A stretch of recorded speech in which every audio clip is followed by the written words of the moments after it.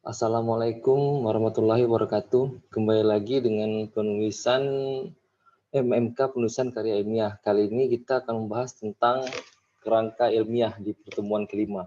Inilah gambaran contoh dari kerangka ilmiah atau kerangka pemikiran. Nah, jadi maksudnya sini sebelum membuat karya ilmiah kita perlu membuat dulu kerangka dari judul atau konsep yang kita buat, bukannya kerangka pendahuluan, latar pustaka, metode, hasil, ataupun kesimpulan, bukan itu. Tapi dia yang pertama misalkan topiknya apa, habis itu area ruang lingkup penelitian apa, kemudian nanti cara metode pengambilannya seperti apa, kemudian analisis ini menggunakan apa, outputnya apa, dan kesimpulannya apa. Jadi kurang lebih kayak langkah-langkah atau tahapan kegiatan. Dan kemudian lanjut snack berikutnya. Nah, yang bagian kedua adalah pengertian kerangka ilmiah. Kerangka ilmiah adalah rencana teratur tentang pembagian dan penyusunan gagasan. Nah, maksudnya ini apa tuh? Sebelum kita penelitian kan sudah dibuat dulu nih susunan apa-apa aja yang akan kita lakukan. Nah, kemudian dia dikonsepkan dulu. Misalkan, oh pertama saya mengambil data ini, oh saya mau ngambil data ini dengan metode apa, ini outputnya apa, semacam apa ya?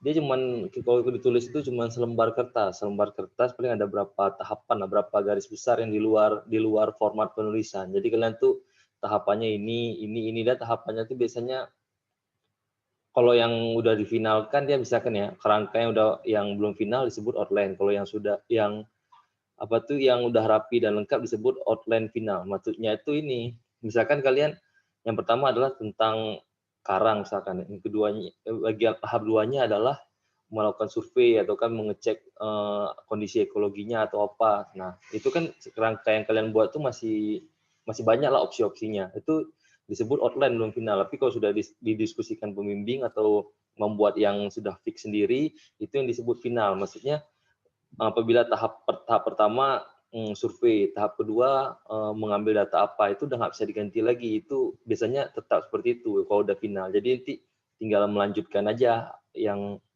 apa yang mau dikerjakan sesuai dengan situ. Habis tahapan ini, tahapan itu. Nanti kita jelasin ya melalui gambarnya ya.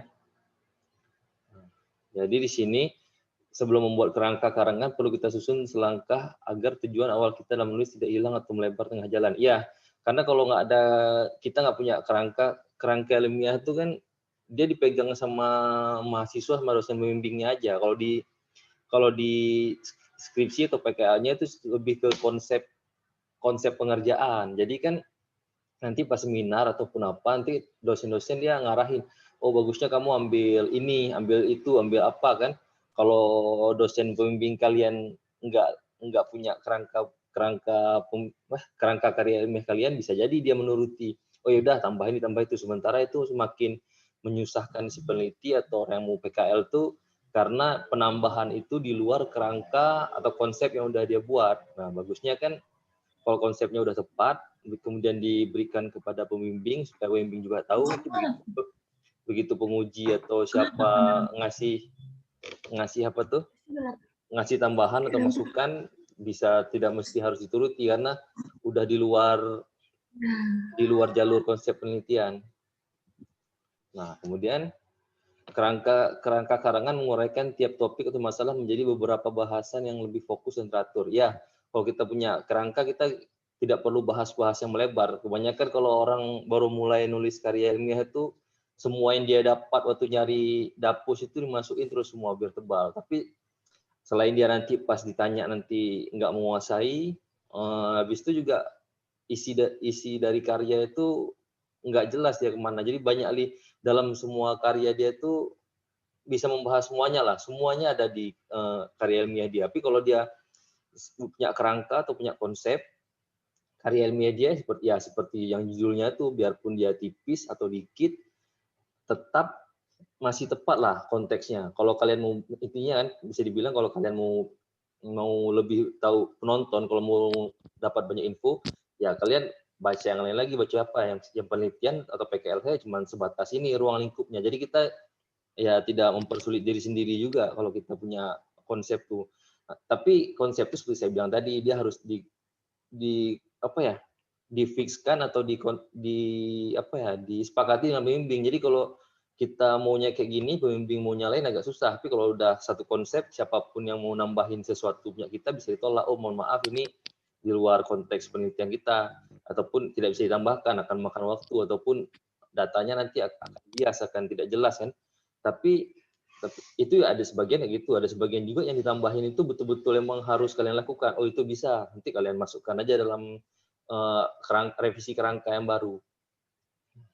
Kemudian kerangka belum tentu sama dengan daftar isi uraian bab per bab. Ya, kerangka itu kan kalau di karya ilmiah asli nggak kelihatan kita nggak bisa lihat kerangka karya ilmiah itu. Cuman kalau kalian sudah biasa nulis, sudah tahu oh konsep dia nulis kerangkanya kayak gini. Tapi emang nggak diperlihatkan itu apa ya contohnya, kayak kita lihat manusia lah, kerangkanya kan nggak kelihatan, tapi kita kurang lebih bisa tahu kayak mana bentuknya. Nah, karya ilmiah itu juga, kerangka dia nulis itu cuman si penulis yang tahu, tapi gambarannya udah tahu. Itu cuman metode dia aja biar nggak menyebar, nggak menyebar tulisannya atau nggak kemana-mana gitu. Kerangka ini merupakan catatan kecil sewaktu-waktu dapat berubah dengan tujuan untuk mencapai tahap yang sempurna. Oh, ini maksudnya saya bilang tadi, kerangka yang udah kalian buat itu bisa berubah dengan sewaktu-waktu apabila kan di luar konsep kita dan pembimbing ada tuh pasti penambahan-penambahan kecil. Nah, penambahan kecil ini yang bisa mengubah tujuan kita untuk tahap yang lebih baik. Itu ada nanti. Kemudian manfaat kerangka karangan, mempermudah pengarang menuliskan karangannya yang dapat mencegah pengarang mengulas suatu ide sampai 2 kali. Ya, ini maksudnya misalkan kalian mau ambil terumbu kan, kalian ambil data tentang terumbu karang. Misalnya kalian udah lihat tutupan luasan lahannya ataupun berapa indeks dominasi terumbu karang di suatu tempat, kalian nanti tidak perlu lagi misalkan kalian harus mengukur nih jumlah jenis-jenis apa aja di daerah itu yang hidup lah atau apa. Itu kan 2 kali kerja. Ya, sementara itu udah mencakupi yang waktu kalian hitung indeks nominasi tadi. Jadi kalau ada nambah-nambahin kayak gitu kan, sebagian kalau yang mengerti yang tentang aspek yang terumbu tuh dia nggak nyaranin kayak gitu, karena yang kalian kerjain itu memang itu nanti. Tapi kalau bagian orang yang belum ngerti atau bukan bidangnya pasti dia nyarankan kayak gitu. Nah, sebagian mahasiswa dia pasti tulis, oh iya akan saya lakukan atau apa. Sementara itu kesannya mengulang 2 kali. Nah, itulah yang dibilang tadi, kita harus menguasai kerangka biar pekerjaannya nggak 2 kali. Kemudian kerangka karangan membantu pengarang mengatur atau menempatkan klimaks yang berbeda-beda di dalam karangannya. Maksudnya ini klimaks ini di setiap poin yang kalian buat, kerangka tuh ingin menunjukkan poin apa gitu. Misalkan di poin kerangka pertama ingin menunjukkan apa tujuan kita meneliti itu. Habis itu yang kerangka kedua tuh apa sih metode apa aja yang kita gunakan. Kemudian kerangka ketiga tuh hasil dari yang didapat dari pengukuran metode itu apa aja. Nah, jadi kan kita udah jelas kita mau di kerangka satu nih apa tuh poinnya. Kerangka dua saya ingin menunjukkan apa gitu. Waktu saya dulu penelitian kerangkanya nggak banyak, ada 8 cuman. Kalau kalian mungkin 6 lah, 6 tahapan. Nah, kemudian bila kerangka tersusun rapi berarti separuh karangan sudah selesai. Ya, kalau bisa dibilang kalau kita udah punya kerangkanya, berikutnya itu kan tinggal ini menjabarkan yang di kerangka aja. Kalian tinggal menjabarkan kerangka 1 nih, kerangka 2, kerangka 3 sampai apa ya, tinggal ditulis saja. Kita kan udah punya rancangannya, tinggal ditulis. Oh ya, ini slide-nya bergeser nggak nih? Halo? Slide-nya bergerak nggak? Jangan sampai ini masih di halaman depan ini. Geser kan? Udah bergerak kan? Ya? Bergerak. Oke, lanjut ya. Nah, kemudian oh ini udah tadi kan. Nah, berikutnya nih, kerangka merupakan miniatur dari keseluruhan karangan. Melalui kerangka karangan, pembaca dapat melihat intisari ide serta struktur karangan. Nah, ini tahapan-tahapannya ada 5. Tahap persiapan, pengumpulan data, pengorganisasian, pemeriksaan atau penyunting konsep, dan tahap penyajian. Nah, di sini maksudnya inilah contoh. Ini bukan kerangka sih, ini kayak konsep kerja. Kerangka itu catatan kecil, nanti agak susah dilihatnya. Itu di apa ya, di kita membimbing. Tapi kalau yang ini ditampilkan biasanya di depan karya ilmiah. Ini di bab 1. Konsep apa ya? Konsep penelitian atau kerangka penelitian. Kadang-kadang ini dikatakan kerangka juga sih. Nah, tapi yang contohnya gini, pertama kita ada ini kayaknya dia mau penelitian dia tentang budidaya Wanamina, ini budidaya yang ada mangrove di tambaknya. Kemudian ini budidaya konvensional yang nggak ada mangrove-nya. Nanti dia lihat, ini ada mangrove-nya, ini budidaya tambak. Kemudian ini yang mangrove itu ya apa aja yang bisa hidup. Ini kan, yang akan dicoba kan. Nanti misalkan orang bilang, kenapa nggak coba Bruguiera atau gini-gini. Nanti kalian tahu, oh Bruguiera ini nggak ada di tahapan kalian. Ya karena Bruguiera itu tanaman besar alasannya. Nggak mungkin dia ada. Kalau yang Amarina mukronata ini dekat pesisir, dekat laut atau dekat tambaknya masih mungkin. Nah, itulah fungsi kerangka tadi. Kemudian budidaya tambak itu apa aja mereka? Nila, bandeng, ada juga bersama nila dan bandeng yang kayak polikultur lah berdua. Nah, kemudian dia penelitiannya akan dicoba budidaya Wanamina dengan metode ini tadi. Nah, kemudian dilihat di kualitas lingkungannya, produktivitasnya, kemudian kualitas lingkungan apa aja yang tambahin. Nah, ini misalkan nanti ada yang nyaranin, ambil itu dong, ambil apalah gitu data. Nah, kalau bukan bagian dari sini jangan diambil karena kan kalian udah cek. Oh, ini yang saya ambil ataupun misalkan sarannya bagus atau penting ya baru dimasukkan. Kemudian di produktivitas selama pemeliharaan atau apa, nanti ujung-ujungnya dari penelitian ini dapatnya model dan strategi optimasi pengolahan Wanamina. Wanamina itu yang budidaya dengan mangrove dengan ikan.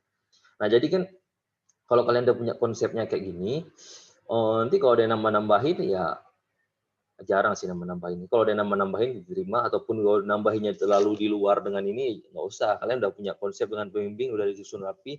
Kalian kan namanya proposal ya, itu yang mempertahankan gagasan. Gimana caranya kalian bisa mempertahankan gagasan ini. Jadi kan konsep penelitian kalian kayak gini.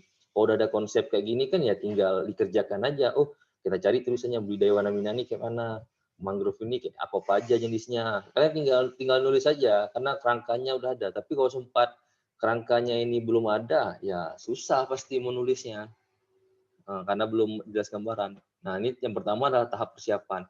Tahap persiapan itu meliputi beberapa aspek kan. Kemudian yang antaranya topik yang akan dipilih harus ada di sekitar penulis. Ya, ini dia saya nyarankan yang di lingkungan kita lah, yang dekat-dekat kita. Kita nggak usah ambil yang misalkan di Banten atau di Bandung atau di mana. Tapi kalau itu saran ya. Tapi kalau kalian bisa juga ambil situ, misalkan ada kemudahan ke sana kan, bisa di sana. Tapi diutamain yang dekat kalian, misalkan ya Simelu, misalkan dia di Melabuh, Nagan, pokoknya optimalkan yang di situ. Jadi kan kalau kalian di daerah sendiri, kalian tuh lebih menguasai. Kayak waktu saya S2 dulu, misalkan kita meneliti di daerah yang dosen itu sering datang. Oh, itu dia nggak usah lihat karya kalian, dia udah tahu itu isinya apa. Sedikit kesalahan kalian itu bisa itu kali dia bisa langsung tahu, oh ini gini. Tapi kalau kita meneliti di daerah baru atau daerah kita yang jarang peneliti, mereka nggak akan banyak tanya lah. Istilahnya kita lebih tahu daerah itu. Oh gini, lebih didengar. Tapi kalau kita ambil daerah orang lain, apalagi di daerahnya penguji, nah itu dia lebih tahu. Tapi nggak pengaruh sih itu. Kalau emang yakin kalian meneliti pasti bisa. Kemudian topik yang digunakan merupakan topik yang paling menarik. Oh iya, nanti kan ada beberapa, misalkan ambil terumbu. Yang paling menarik itu apa yang sekarang? So kalau kalian ambil yang udah sering atau apa kurang menarik, bisa juga sih kan untuk tahapan yang satu. Tapi bagusnya kalau menarik kan dia gimana ya? Ada selain menambah ilmu, lagi pula nanti kalau dibuat artikel ilmiahnya juga lebih mudah diterima. Kemudian pembahasan harus terpusat pada segi lingkup sempit dan terbatas. Ya ini memang harus semakin sempit atau terbatas area yang kalian peneliti itu lebih bagus. Jadi kan kayak saya bilang di awal tadi, nggak usah kemana-mana. Saya mau ambil ininya, ambil itu, penuh dia dalam punya kalian tuh penuh isinya, habis itu nggak dalam dan kayak tebal-tebal capek itu bacanya. Tapi kalau terpusat di bagian apa aja kalian ambil, oh dengan bagian ini, tapi metodenya paling nggak ada 2 atau 3 kan. Tapi yang kalian teliti itu memperkecil atau spesifik lah. Nah, sebagian kan disarankan spesifik, tapi kita juga nggak bisa memaksakan ke dosen untuk ngambil yang bagian ini. Kadang ada dosen dia mau ambil banyak itu luas, itu ya udah di luar mata kuliah ini. Jadi kan kalau di kuliahnya kayak gini diceritain, penerapannya bisa lain lagi karena kan ujung-ujungnya sama ya kayak dosen mau sih. Nah, kemudian memiliki data dan fakta yang objektif serta mencukupi. Nah, data-data yang objektif ini data-datanya ini terukur lah, maksudnya oh bisa kalian ambil atau apa, bukan data-data penelitian yang susah kalian ambil. Misalkan oh ini harus tanya pada ahlinya ataupun harus pakai alat yang susah. Kira-kira emang kalian susah dapat. Ini yang kira-kira kalian bisa ambil lah datanya. Kemudian mencukupi. Oh ini maksudnya mencukupi ini misalkan pas kalian ambil nih kira-kira bisa lah pada saat itu misalkan di kawasan itu lagi nggak bisa dieksploitasi karena sedang ada acara apa ataupun sedang musim tidak boleh melaut ataupun sini sedang daerah dilindungi atau daerah kawasan apa. Jadi maksudnya daerah yang bebas lah kalian penelitian tuh yang nggak ada hambatan, itu dimaksud mencukupi kan. Kemudian harus diketahui prinsip-prinsip ilmiah meskipun sedikit. Nah ini maksudnya dari setiap metode ataupun subtopik yang kalian akan ambil, kalian harus mengerti prinsip-prinsip ilmiah itu kayak mana lah metode ambilnya ataupun kayak mana prosedurnya.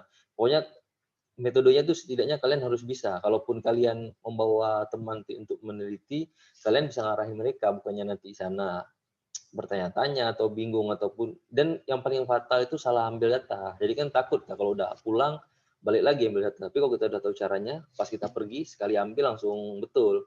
Jadi kita nggak apa kalau habis penelitian itu nggak mesti langsung turun lapangan tuh buru-buru di situ bingung lah. Tapi kalau kita udah jelas sebelum proposal, habis proposal dikasih arahan juga udah ada penambahan ilmu baru. Jadi sebelum turun tuh datang lagi ke pembimbing, Pak saya mau Pak atau Bu saya mau ambil gini.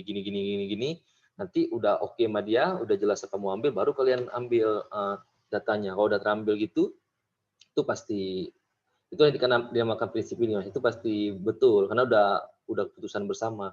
Nggak main turun sendiri aja gitu, mau cepat-cepat tuh kawannya turun, kita turun juga. Nah, kemudian yang terakhir harus memiliki sumber acuan atau bahan kepustakaan yang bisa dijadikan referensi. Oh iya, pas ambil data ini maksudnya kalian misalkan ada ambil kualitas air atau ambil suhu, ambil apa, nggak bisa kalian sesuka hati kalian atau caranya kayak mana, nanti kalian ada metodenya tuh seperti siapa gitu, seperti sipulan, sipulin, habis itu kemudian cara analisisnya juga harus sama seperti mereka itu, analisnya yang misalkan ukur kekerahan, nanti kapan sesi di situ tenggelam dikurangi, kapan sesi di situ naik, kan kalian nggak bisa buat sendiri gitu. Nah itu maksudnya mengetahui sumber acuan atau bahan kepustakaan. Kemudian nih yang 1B tambahan pembatasan topik atau penentuan judul. Pembatasan topik dilakukan sebelum penulisan karya ilmiah dilakukan. Iya, ini pembahasan topiknya memang harus dilakukan sebelum karya ilmiah dilakukan. Jadi sebelum kalian turun lapangan tuh atau lagi konsep awal udah ada pembatasnya topik. Biasanya dia ditambahin ya ruang lingkup penelitian tuh di bab berapa ya? Di bab 3 biasanya.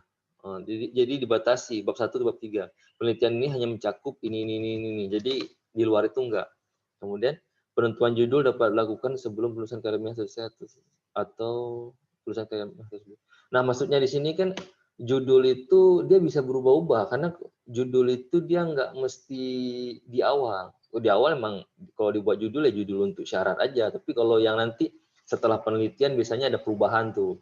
Nanti aduh ada data nggak bisa diambil ataupun data ini analisisnya nggak bagus ataupun ada penambahan metode. Nanti terakhirnya tuh judulnya dibetulkan lagi atau difikskan lagi sebelum ada kadang sebelum seminar, kadang sebelum sidang nanti difikskan lagi. Oh judul yang pas ini karena dia banyak mengambil ini banyak mengambil data ini data itu. Nah kalau biasanya kalau S1 jarang berubah, tapi kalau S2 berubah. Kalau saya dulu berkali-kali berubah judulnya sebelum waktu naik pertama berubah, waktu metode berubah, waktu seminar berubah, waktu sidang berubah lagi. Bukan berubah total sih, terganti sedikit kata-katanya. Nah itu hal biasa yang kayak gitu. Kemudian penentuan judul karya ilmiah harus dapat menjawab dari pertanyaan yang mengandung unsur 4W ini yang gini kan. Apakah penelitian kita ini apa? Kenapa kita meneliti ini? Siapa yang akan meneliti ini dan siapa yang akan mendapatkan dampak dari penelitian ini, where tuh di mana dan how bagaimana itu ya jelas lah pasti ada bagian ininya. Kemudian yang kedua adalah tahap pengumpulan data, pencarian keterangan dari bahan bacaan dan referensi. Nah, pengumpulan data ini kan ada yang data referensi. Data referensi ini misalkan kayak jumlah penduduk di daerah situ, apa mata pencahariannya, apa jumlah sebaran sekolah ya. Nah, mereka pencariannya apa, jumlah sebaran mereka tuh ada sekolah kah, berapa yang SMA, berapa yang apa, berapa yang laki-laki, berapa yang perempuan, habis itu luasan. Biasanya jumlah luasan itu kadang udah diketahui, kita untuk mengambil kan, oh luasan mangrovenya segini dulu, luasan terumbunya segini, luasan itu labunya segitu. Jadi kalian bisa kalian cari tuh misalkan ya Aceh dalam data ataupun Medan dalam data untuk melihat berapa luasannya. Biasanya ada itu. Jadi kan selain kalian mengambil yang itu, kalian juga kalau sempat ya ngukur sendiri apakah berbeda jauh dengan yang mereka ataupun berbeda sedikit. Tapi kalau berbeda jauh dengan mereka nggak mungkin, karena mereka yang turun tuh tim ahli. Yang pasti yang berbeda tuh pasti kalian yang enggak. Nah, jadi kan tapi itu cuman di bagian awal sih untuk meneliti yang atas-atas, yang jumlah penduduk, luasan itu. Tapi kan nah itu untuk dibahas di awal memang perlu kayak mana apa tuh luas daerah itu awalnya, keadaan masyarakatnya itu kalian nggak perlu ukur, kalian juga cukup lampirkan dari situ aja, dari bacaan atau referensi. Kemudian yang kedua, pengumpulan data keterangan dari pihak-pihak yang sudah mengetahui masalah. Ini maksudnya kalau kalian penelitian itu, misalkan ke tempat nelayan atau penangkap ikan, kalian pasti ada survei ke mereka, mereka mengetahui permasalahannya seperti ini. Kadang kan kalau di proposal kalian pasti buat permasalahan nelayan adalah nelayan gini, langsung dinasnya gini. Itu kan dari asumsi kalian ya. Tapi nanti pas kalian datang ke lapangan, itu bisa kalian lihat lagi atau tanyakan lagi apakah berbeda ataupun sama. Nanti disitulah karya kalian akan berbeda ataupun sama dengan yang sudah dikonsepkan. Karena pas untuk konsep pertama tuh biasanya kita nggak turun ataupun kita cuman apa ya, cuman cari tahu sekilas lah. Itu kalau penelitiannya jauh ya, tapi kalau penelitiannya dekat biasanya turun dulu, jangan sampai pas sudah seminar proposal pas turun keadaannya berbeda sekali, jadi kan agak susah.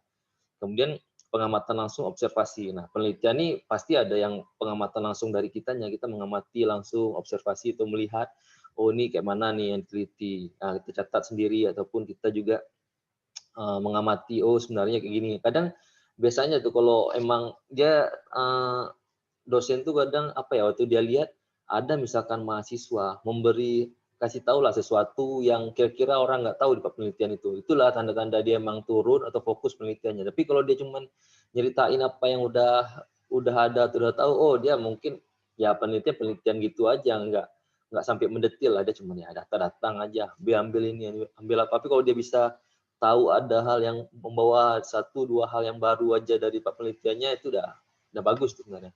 Kemudian melakukan percobaan di laboratorium untuk pengujian data di lapangan. Ini pasti kalau yang mungkin ada kualitas airnya mungkin uji laboratorium atau apa nanti kan. Pengujian data di lapangan nih ya ada nanti. Kemudian tahap perorganisasian adalah pengelompokan bahan mana yang akan termasuk dalam karya ilmiah, data yang terkumpul diseleksi kembali, lalu dikelompokkan sesuai jenis, sifat, dan bentuk data. Ya waktu saya penelitian dulu ataupun kalian penelitian nanti kan nggak bawa full tuh naskahnya. Kalian kan udah melihat bagian apa aja yang kalian ambil kan, ambil data ini, data itu. Cuman nanti pas di lapangannya kalian nanti bakal dapat data baru. Oh ini ambil, ada data ini ambil, semua terus kalian ambil, semua terus kalian ambil. Nanti pas balik lagi ke rumah atau apa, kalian kelompokkan data ini. Oh ini data ekonominya, ini data ekologinya, ini data sosialnya, ini data apa. Nanti mana yang bisa dipakai untuk di naskah kalian yang sesuai kerangka tadi ya dimasukkan. Bagian yang nggak perlu yang di luar itu disimpan aja dulu, tapi jangan dibuang. Nanti misalkan pas seminar atau pas lagi bimbingan disuruh masukin. Oh masukin data ini, oh udah ada. Oh ambil data ini, udah ada. Ataupun disuruh ambil data yang nggak ada. Kalau bisa itu ditolak aja ataupun dijelaskan bahwasanya itu bukan bagian dari kita. Tapi kalau memang harus diambil ya mau nggak mau kita ambil juga. Dan kemudian pengkonsepan karya ilmiah dilakukan sesuai dengan urutan dalam kerangka karangan telah ditetapkan. Ya konsep tadi diurutkan dengan dalam kerangka kalian. Jadi konsep yang udah kalian buat tadi, kerangkanya udah ada, pas kalian penelitian nanti turun lapangan, nanti diambil lagi juga, dilihat data-data tadi, diurutkan dalam kerangka kalian. Oh ini data ini masuk bagian mana, data ini masuk bagian yang itu, nanti kalian urutkan lagi. Kemudian yang keempat, tahap pemeriksaan dan penyuntingan konsep editing. Di sini melengkapi data yang masih kurang. Nah ini kalau bisa nih jangan pas sudah akhir, ini pas sambil penelitian itu kalian masukin terus data yang udah ada, nanti dilihat mana yang kurang itu yang diambil, jangan pas udah akhir ya, mau nggak mau balik lagi bukan di awal sih, pas habis penelitian 3 hari sekali atau berapa hari sekali kalian masukin datanya, oh ini udah ada, ini kalian control, oh data ini udah ada, oh data ini belum, nah, itu diambil, jangan sampai udah pas pulang baru tahu ada data yang belum diambil. Itu kan agak, oh ya kalau bisa ini seminggu sekali atau berapa sebelum turun tuh kabari lagi bimbing, Bu, saya udah ambil data ini, saya udah ambil ini. Kalau dibilang betul ya udah, tapi kalau dibilang oh ambil data ini lu, pokoknya saya sering komunikasi biar nggak salah ambil.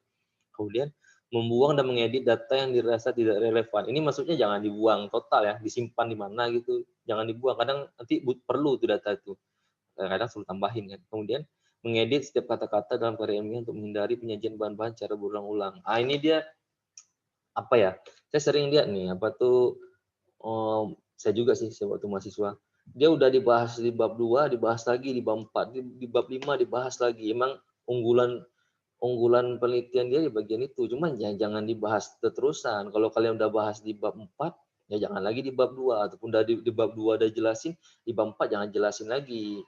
Cari apa tuh, apa ya, cari sumber atau keterangan yang baru yang mendukung penelitian kalian, jangan ambil lagi yang dari atas. Biasanya untuk bab 4-nya untuk ngasih tahu loh, ini berdasarkan pendapat si A, pendapat si B, ambil lagi dia yang di atas. Jangan, itu ngulang-ngulang tuh. Nah, kemudian mengedit setiap bahasa yang ada dalam karya ilmiah untuk menghindari pemakaian bahasa yang kurang efektif. Oh ya, ini maksudnya jangan nanti untuk misalkan ada satu kalimat, untuk mengambil data ini diperlukan alat agar, maksudnya langsung kalimatnya langsung pas lah, jangan coba kalian perpanjang tapi malah kayak bertele-tele gitu, kayak untuk mau bilang ini akan diambil datanya pada malam hari pun jadi panjang, ini sebaiknya diambil pada malam hari agar, pokoknya kalau menjelaskan kalimat tambahan ya jelaskan kalimat tambahannya, tapi jangan bertele-tele lah intinya. Kemudian kajiannya itu harus sesuai EYD. EYD ini sebenarnya di luar ini sih, di luar bimbingan dosen. Ini murni dari kalian sendiri. Kalian harus perhatikan ini udah sesuai apa namanya, ejaan apa belum. Biasanya dia kalau di laptop tuh ada pengaturannya, bagaimana membuat ini sesuai bahasa Indonesia yang benar. Kalau benar ya mungkin garisnya hijau, tapi kalau nggak benar dia merah. Bisa kalian tahu juga kan.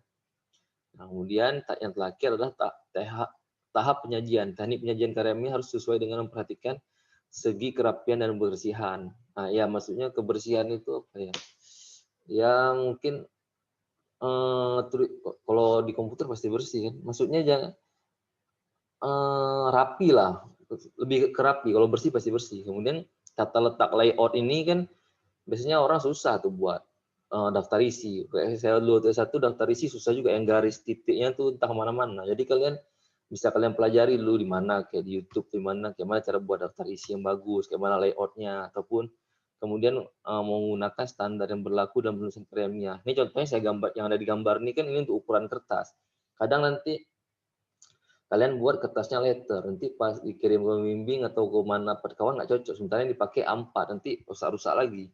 Biasanya sih A4, kalian pastikan dari size ini. Kemudian marginnya juga kalian stylenya di sini. Nah, margin kertas. Kemudian yang paling sering ini paragraf. Jadi kan paragraf ini ada dia. Kalau kita klik kanan, habis itu klik paragraf, formatnya dibuat nol kan, itu dia rapat. Tapi kalau nulis dia bukan nol ya.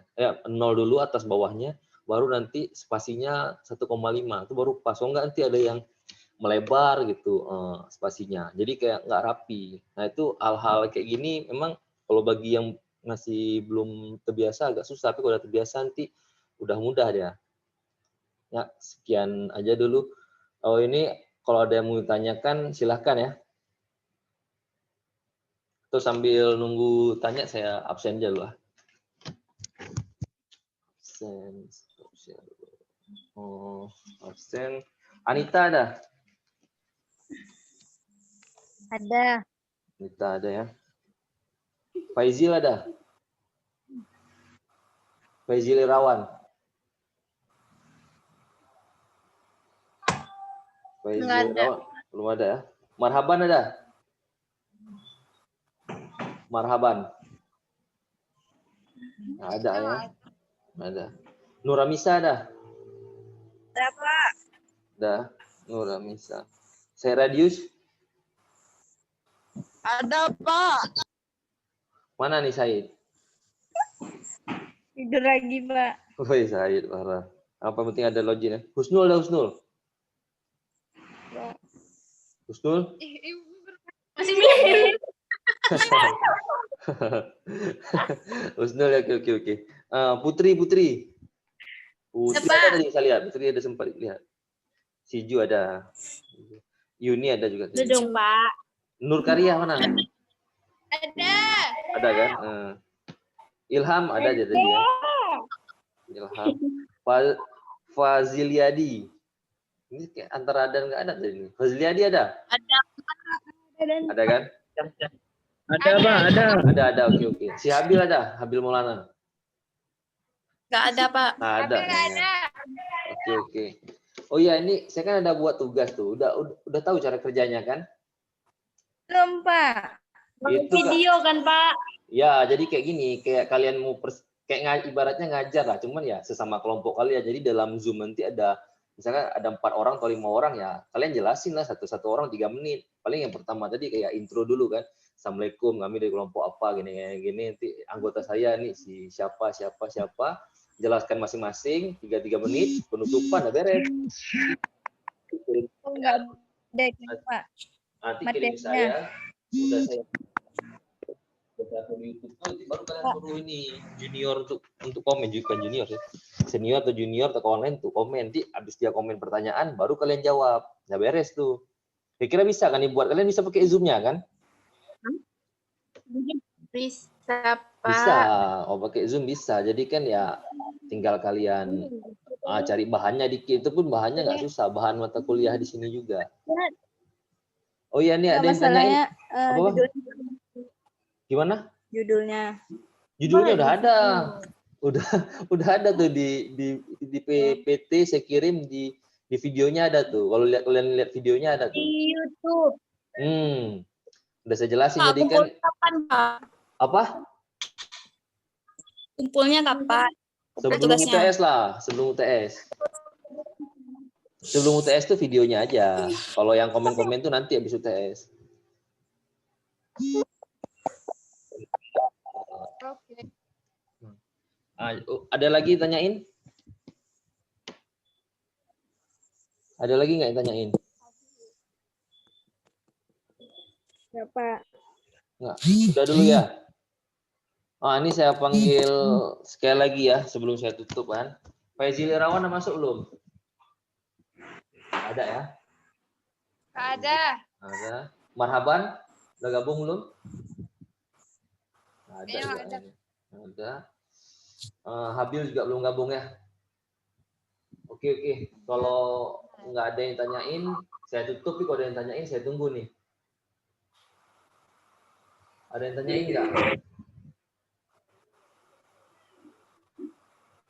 Oh ya, nanti yang MK rehabilitasi gitu juga. Kan kelompoknya emang sengaja saya buat itu orang yang sama. Jadi kalian sekali ngerekam itu ya beres lah kayak gitu kan. Sekali beres. Nanti ngerekodnya itu kalau bagian yang nggak penting kalian pause saja. Tapi kalau yang bagus kalian lanjutin lagi. Kalau salah-salah ngomong atau apa ya lanjut aja. Nggak usah ngulang. Oh ini dia ada salah ngomong nih. Ulang. Nggak usah. Saya bukan di situ nilainya. Nilai udah.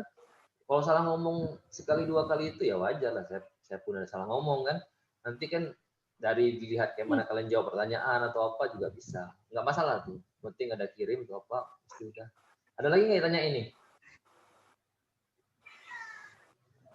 Ada lagi? Nah, kalau udah berarti saya tutup aja dulu. Assalamualaikum warahmatullahi wabarakatuh. Waalaikumsalam warahmatullahi wabarakatuh.